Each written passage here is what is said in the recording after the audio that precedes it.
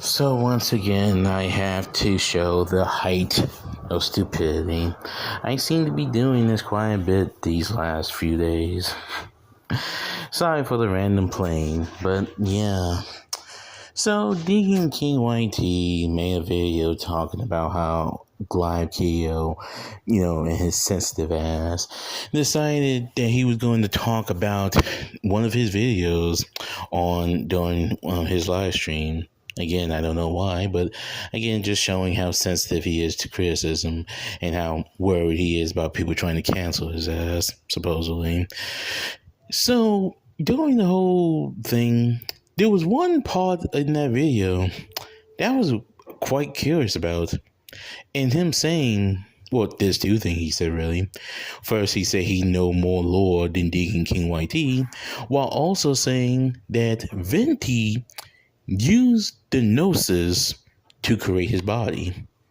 This is what he claims. Okay? This is what he claims. So I decided to use his good old pal AI to find out whether this was even true. Right?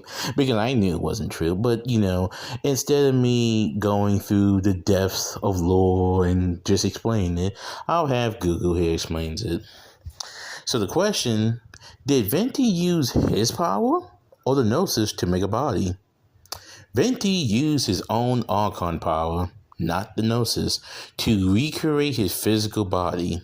Lore from his Venti profile states that upon ascending to godhood, his first action was to reconstitute himself into the likeness of his fallen friend, the nameless bard, so he could play the lyre. In Genshin Impact, a gnosis is used to channel a god's connection to Celestia and amplify their ability, but is not required for an Archon to maintain their basic elemental form or powers. Because Venti was originally just an elemental wind spirit, he used his godly anemo powers to form his human guise. So, according to Glaive,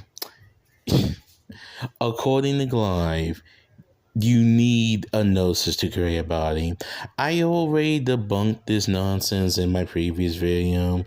I don't know why he wanted to put so much emphasis on the Archons giving a fuck about the gnosis. Because hell, Venti said even in a couple of updates ago during that Mondstadt event that had Senora had simply negotiated with him and talked it out, he would have gave away the gnosis anyway because he truly did not need it. None of the Archons need their gnosises. It doesn't restrain them from their powers. It doesn't nerf them in any way. It's simply a fucking enhanced booster. But for some strange reason, people, including Glaive, is under the idea that they need the gnosis to do anything. Is the gnosis important in the story? Sure. Is it important in the sense that, the Teresa needs it to do with her fucking plan? Sure.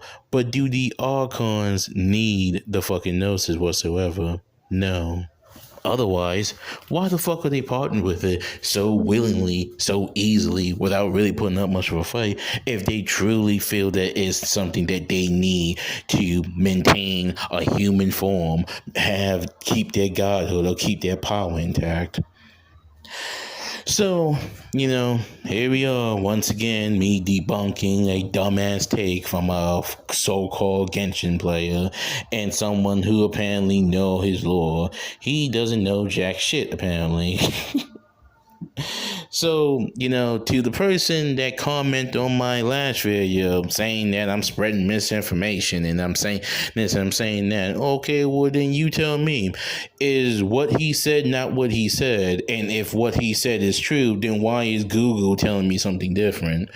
Why is the thing that he used and got called out for is telling me something completely different than what he said? Because if what he said was true, he would be showing some, receipts of this being true, would he not?